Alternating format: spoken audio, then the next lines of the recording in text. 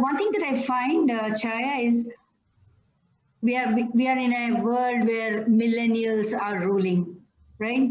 So there was a time when we worked in organizations, or rather we took up jobs having a bigger goal in our, I mean, it's like the Maslow's theory of hierarchy, right? Different We all stages. have different levels of needs, and we want to get into a job, we want to get into a good position, and then we want to buy a good car, and then we want to own a good house, blah, blah, blah. I mean, and the life goes on.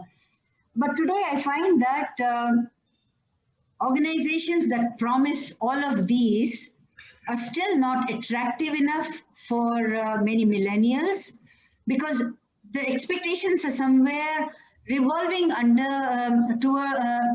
towards a larger picture, such as a sense of purpose, a sense of social impact. That's something that's driving people's needs today. So maybe it was not as, it existed even then, but not as prominently as it does today. What are your thoughts or views about it? See, the whole thing is because of consumerism. Right. It's nothing to do with any individual aspirations or hopes. Your status symbol today is Harley Davidson bike or Tesla car now, or whatever it is. Whether you can afford it or not, you got to have it because the guy next door has it. That is the problem. It's nothing to do with your work life, your pay package, nothing like that. And another thing is, parents push you into, don't take that job, package is not good, take this job, package is good. They are controlling their children's choices based on packages. So the guys end up in companies where the package is good, but their mind is not in it. If they want to do some maverick kind of a thing, the parents won't like it. Traditionally, go here, go there, the package is good because Mamaji's son is doing there. So this kind of log kya kahenge, I call it the LKK effect, that is what is driving them. It's nothing to do with the company, the job or boss or anything. If they can drop that and focus on in what way can I use my skills and talents, what is the best way to use it, and managers must appreciate that. Instead of rubbishing whatever they did, okay, fine, if it's not all right, sit them down, teach them. Be a mentor, be a coach. Manager is a bad word. Be a professional coach. I like that, but that brings me actually to my next point, which is in many organizations, people tend to feel insecure when employees who end up being more impactful or more inspiring or more effective join the organizations. And then not every manager is broad-minded enough to encourage them and support them and make sure that they unleash their potential fully. So somewhere they try to suppress them, and that creates a feeling of resentment. And then employees, on the one hand, are not being productive because they're not motivated. And two, it also sets them thinking on greener pastures, hoping that they'll find another place there where their talents are better valued. So have you had experiences on those lines? This is something like the Saas Bahu concept. The mother wants the son to get married.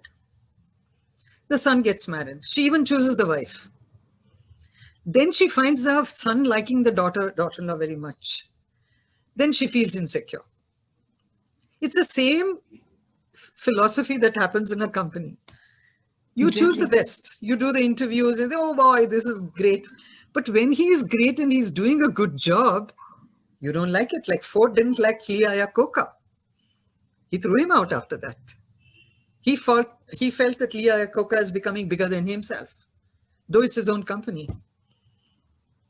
So if you are not secure within yourself about your own skills and talents, you're not going to appreciate another person's. So I think they should have really good training programs for the middle management level. See, the higher levels are busy making policies and whatever. Right. The lower levels are just ready to please their bosses. It's the middle management which sucks, frankly. Sure. If they are given manager-like qualities, if they are made to appreciate what is being done by the, lower rungs, I wouldn't call it that way. They're junior level people. Motivate them, bring them up instead of bringing them down. That's what they are doing. They bring them down instead of bringing them up. We need more mentors than managers. Right. And I think the middle managers also need to be constantly trained and empowered to assume higher roles so that they don't feel diffident when people down the line perform better than themselves. No, if somebody is performing better, learn from them. Right. Why feel jealous? Why feel envious? Learn from them. Get inspired instead of getting jealous. Absolutely. And cooperate, collaborate. Don't compete with them, See, I have worked in a private limited company where my boss was the owner of the company, but private limited, like kind of a thing. Then I worked with an MNC. I worked in academics. I worked in advertising. I remember my boss in an ad agency, when we were going for a meeting, he told me, Chaya, tell me how to make all my people come on time. I said, Mr. Khanna, if you come on time, they'll come on time. He was a great smoker. Okay, let it be. He didn't want to come on time. Okay, so I worked with a range of in hospitality industry like the Taj. There I see different levels of employee-employer engagement. And I found that employer-employee engagement was like top class in the hospitality industry. Because there, even the doorman is important. Right. It's not, nobody knows who's the boss. But everybody knows who says, can I take your order, sir? Who comes and gives you, have a good, bon appetit, sir. That smile, that kind of politeness, that is what makes people come there. He's the most important brand ambassador for the company, for the hospitality industry. Even that twirling of the mustache of the doorman, he takes really good care of that because he's the first person you see there. So well said. And then he bows to you and you feel really good. He said, okay, here is this man bowing. And that's what brings back the customer again and again. Again and again. You go there. And I want to give you 5-star ka chodo. I used to go for a meeting only on Fridays to Chennai to a company where I was doing some freelance work. And I was doing this Santoshi Ma Vrat, where I don't eat sour and all that kind of a thing. So when I was traveling, I used to find it a little difficult. So next to this company where I would go was a small little restaurant. I went and asked that chap in Tamil, can you give me something without puli, without sour? He said, okay, chapati and coconut chutney, I'll give you. Fine. Now, every Friday I would go for this meeting to Chennai for it. Next Friday I went to this place to eat. The minute I walked in, this fellow, hey, amma ke chapati chutney eduthan vada.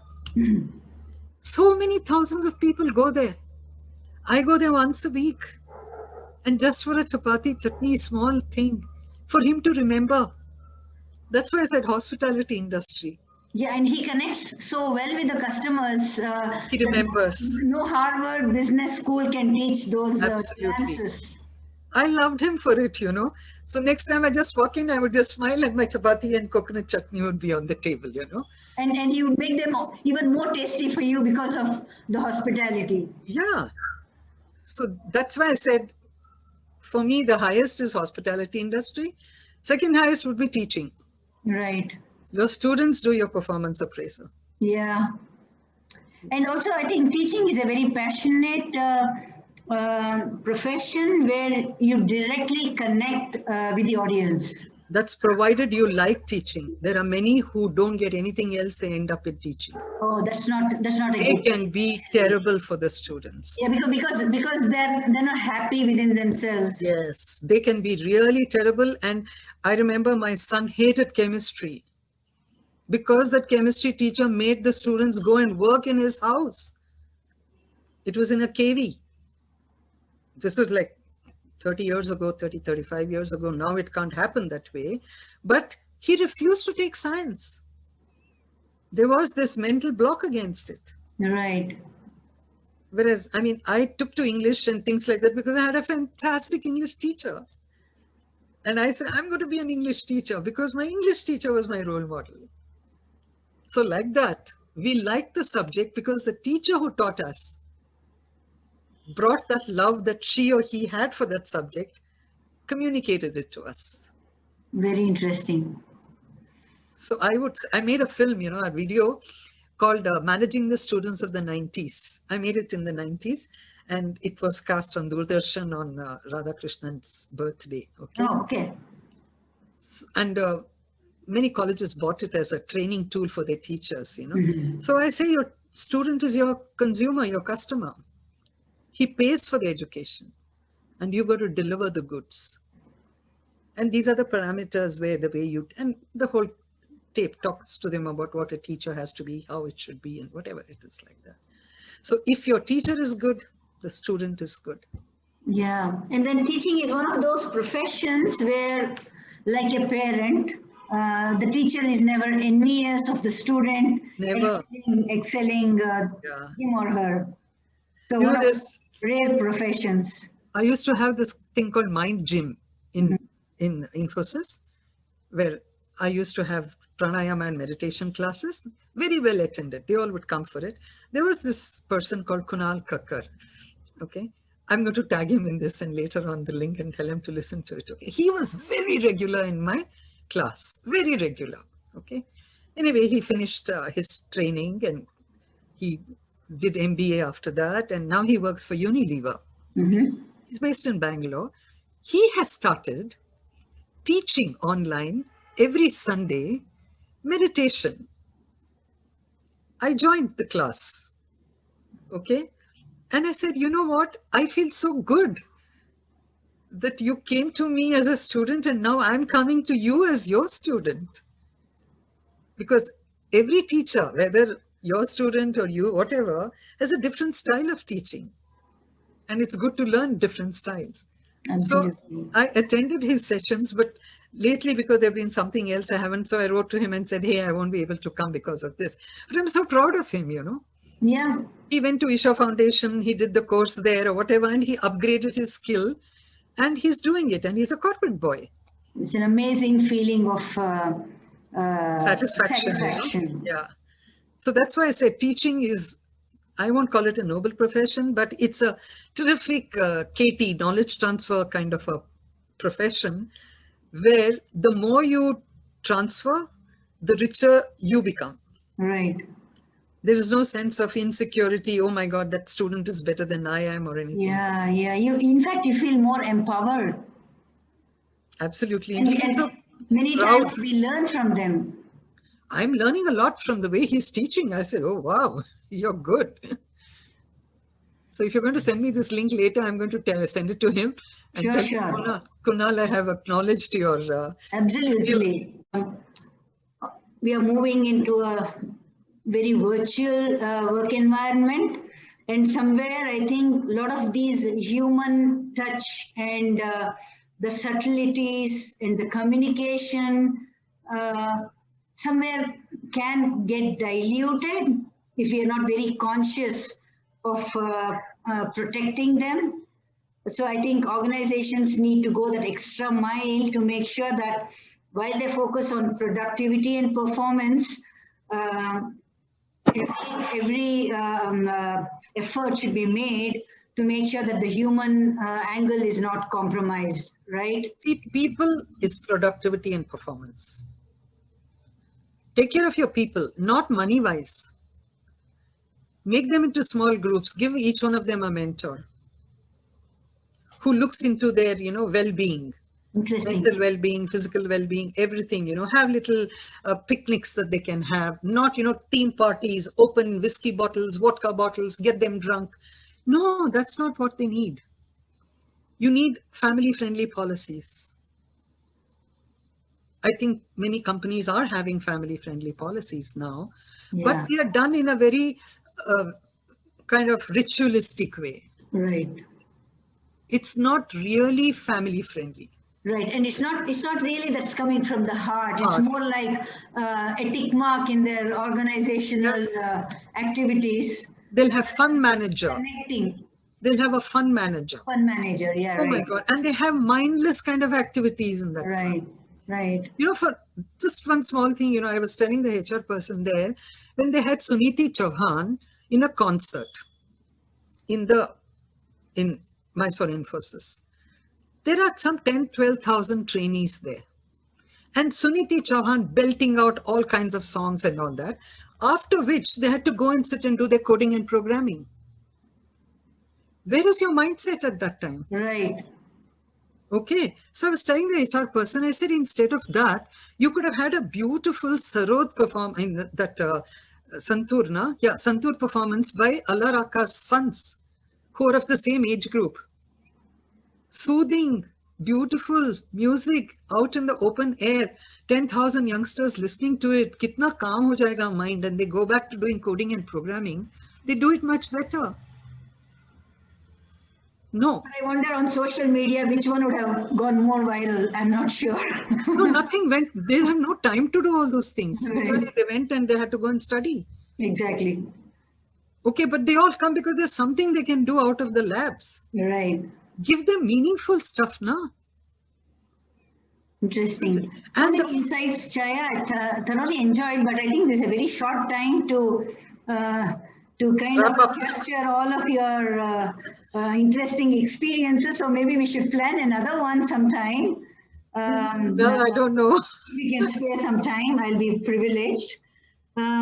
Just before we close off, Yeah. would you like to list out 3 things that you would like the audience to remember when it comes to efficacy of an employer-employee relationships? The main thing is you're not an employer and he's not an employee. Interesting. You both are part of the organization. Love that. Remember that. There's no boss and subordinate. You're just there because you're older, maybe wiser, maybe better qualified, but he'll get there too at one time. Isn't it? Absolutely. So facilitate him to get there. Or Very her. I nice. mean, I don't want women to say why him. Okay. Yeah, Both. right. Him or and her. her. Yeah, him and her. It's gender neutral. Okay. That's the main thing. Second thing is they come to you as people with some skill or talent. Give them that respect. Appreciate that skill and talent. Use it for the good of the company. Forget your own insecurities. And the third thing is, remember the true north. Dharma. What is corporate dharma? Corporate dharma is customer delight, customer satisfaction, whoever the customer is. And your internal customer is number one. If you keep this internal customer feeling good about himself or herself, that person will translate that into the outside customer. Brilliant. Does it make sense? Absolutely. Wonderful summary. Okay. Thank you so much. Thank you so much, Chaya. I thoroughly enjoyed this show. It was my privilege to host you, and I hope you enjoyed it as well. Very much, Sasha. Thank you for giving me this. Is the first time I've done something like this. I've No, stood I on think it I've was stood on platforms and spoken for hours, but Right. this is the first time I've done this. Great. I'm glad you enjoyed it, Yes. and I look forward to yet another session at the right time. Sure. Thank you so much, Sasha. Thank you. A pleasure indeed. And all those who joined, thank you for joining. Same from here. Thank you very much for joining.